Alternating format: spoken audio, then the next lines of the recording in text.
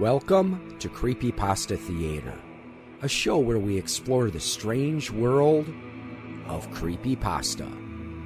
Join us as we hear tales best left untold, travel roads best left unexplored, and see sights best left unseen. Today's story, The Dead Poets Game. Author unknown.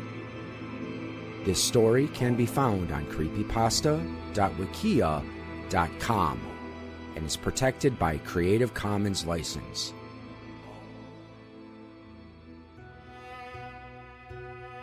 The following is a brief set of instructions on how to play the Dead Poets Game. Most of you have probably never heard of this ancient phenomenon that circled around England in the late 1800s during the Industrial Revolution. This practice can still be used by certain people, but I must warn you that what you will partake in is extremely dangerous. You must follow all instructions perfectly, or else your life will be forever endangered. Now you might be asking yourself, what is the Dead Poets Game? In the late 1800s, stories of ghosts and goblins were circling all throughout Northern Europe. Everybody only thought these spirits as mere fairy tales. It was, of course, all too true when, one night at the London Theatre, someone performed this exact game in front of a large audience. This man was a psychic who was mostly renowned for his unbelievable talent of precognition. Alexander Kingsley was his name. He mostly performed magic tricks and various other acts of illusion that even I can't figure out. One of which was when he seemingly cut off his own foot, then reattached it in only 60 seconds. Of course, I'm just getting sidetracked. With the craze of the ghosts and demons becoming famous throughout the world, Alex used this to his advantage. He was going to play a little game that he had heard of and wanted to test out if it was real or not. The items needed are a candle, 2 glasses of wine, a table, and 2 chairs. You'll see why later. Alexander heard the tales of what would happen if he played the game and thought it would be a good idea in order to bring profit. You see, at the time his tricks had, well, gotten a little stale, if you know what I mean. The idea of actually summoning a ghost on stage was the perfect idea to reel in a crowd. Soon, posters and advertisements were plastered all across London. Come and see the mysterious Ace, for tonight at 8 o'clock he will summon the undead from their peaceful slumber. Come and see for yourself at the London Theatre House. Of course, this was back when literally everyone was a gullible idiot. Although, nothing has really changed, has it? At that very night, Alexander, or Ace, was going to perform the game improperly. He wasn't acquainted with the key rules one has to follow. These rules are: 1. You have to be alone. 2. You have to do it in a place where someone has died. 3. You have to take everything seriously. Alex was disrespecting these rules to the core, and the punishment for not following these rules are, well, you'll see later. The setup you have to follow is that you have to be in the vicinity of where someone recently passed away. In fact, you need to place your table on the exact place in which they died. You need to put your chair where the victim's head was pointing and the other where the legs were. It also matters who died. It needs to be the body of a poet, hence the name. A poet can also be described as a calm, well-spoken, and nice soul. So if your husband was a very humble and collected person, then you can play this game. The reason for this is because you'll contact the spirit. It'll often take the shape of a soul trapped in that area. If you want to have a nice conversation with the spirit, you wouldn't want it to take the shape of a demon now, would you? This brings us to the first rule. Be alone. If you aren't alone, then the spirit may possess the poor soul who didn't sit down in the head chair, as I call it. And trust me, it is very hard to save a soul from this fate. If the other person gets possessed, the ghost will have full control over the body. Sometimes, if it's a demon, then your friend may do unspeakable things to you and anyone around him or her. The same rules apply if you don't sit down in the head chair or if you don't have the table placed in the right spot. If you're like me, at this point you've probably predicted the fate of Alexander and his audience. But trust me when I say this, not following the rule in which you're supposed to act in a sensible manner is the worst one of them all. And poor Alex was a 19th century magician with brightly flamboyant colors for clothes. Not following this could haunt you for the rest of your days. But the fact that Alex was breaking all of these rules was even worse.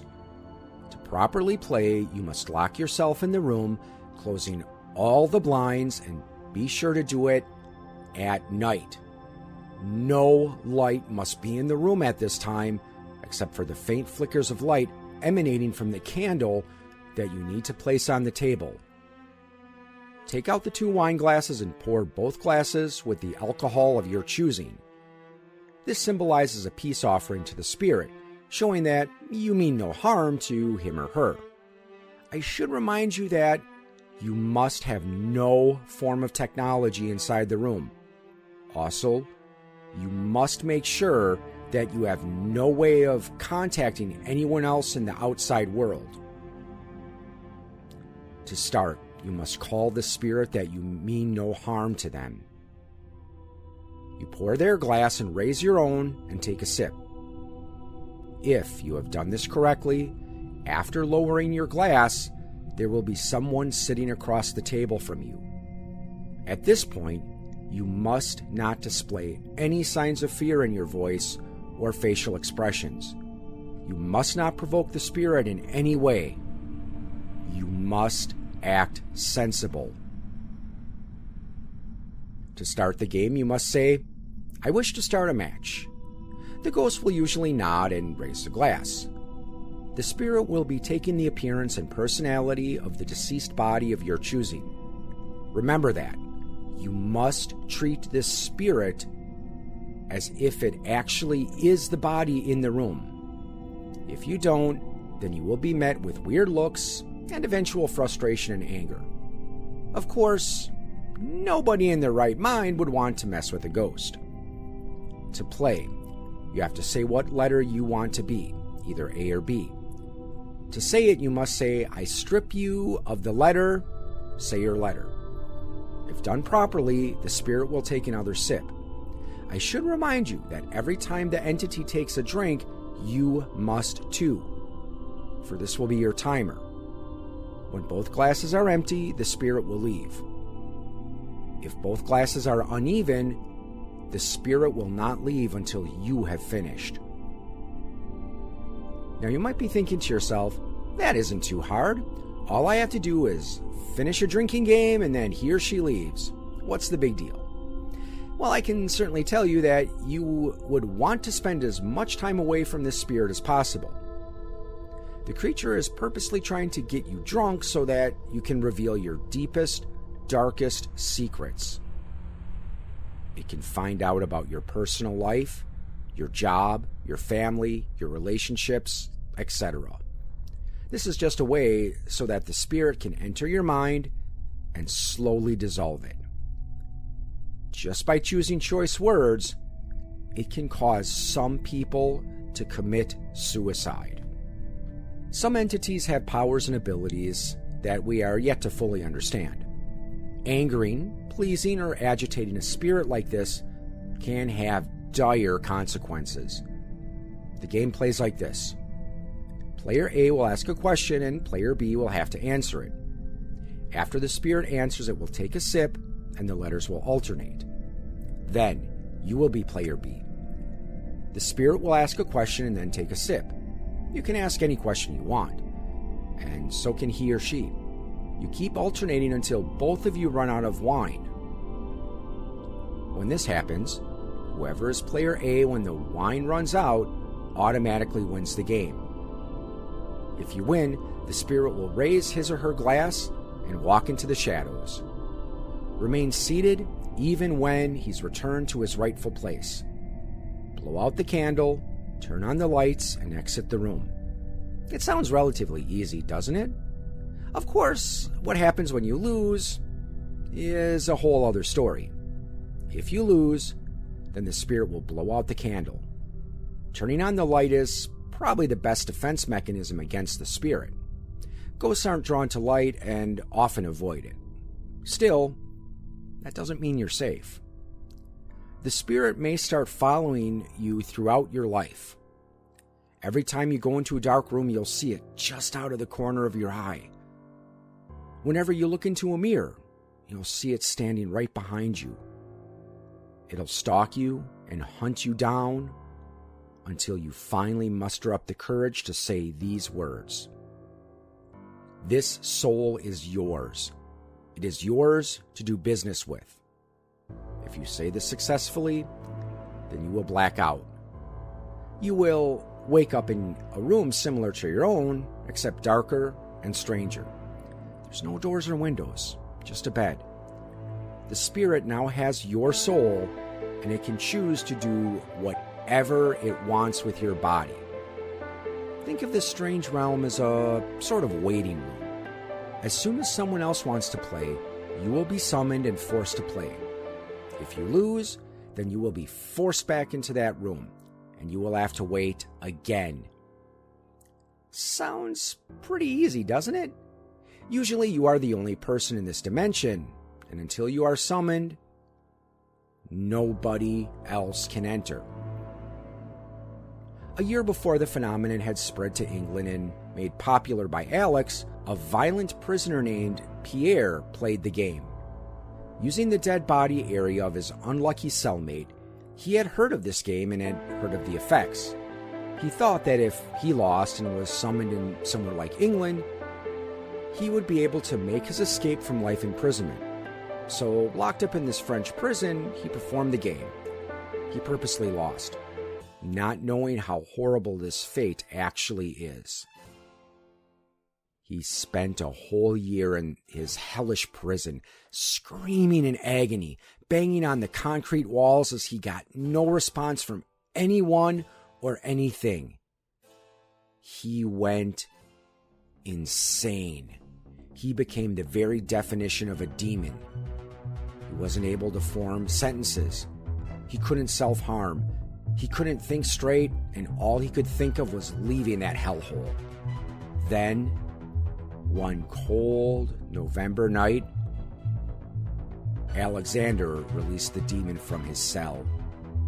With no real way of a human form, and with an overwhelming audience of bodies to possess, Pierre could not control himself. He was transformed into his natural body, except he had aged exponentially. He stank of feces and urine, his clothes were tattered and worn out, and he was screaming like a rabid dog. He was foaming from the mouth. He attacked Alexander and took his body. Pierre had become Alex. He ran out of the theater. Crowds were running after him, some calling him a genius and others calling him a monster. Alexander automatically lost the game. He didn't follow the rules, and thus his fate had befallen him. And so, if you've learned anything from this, do not take the risk by playing this game. It will ruin you. It will destroy you. It will dismantle the very fabric of your world. If you do choose to play this game, I suggest playing alone.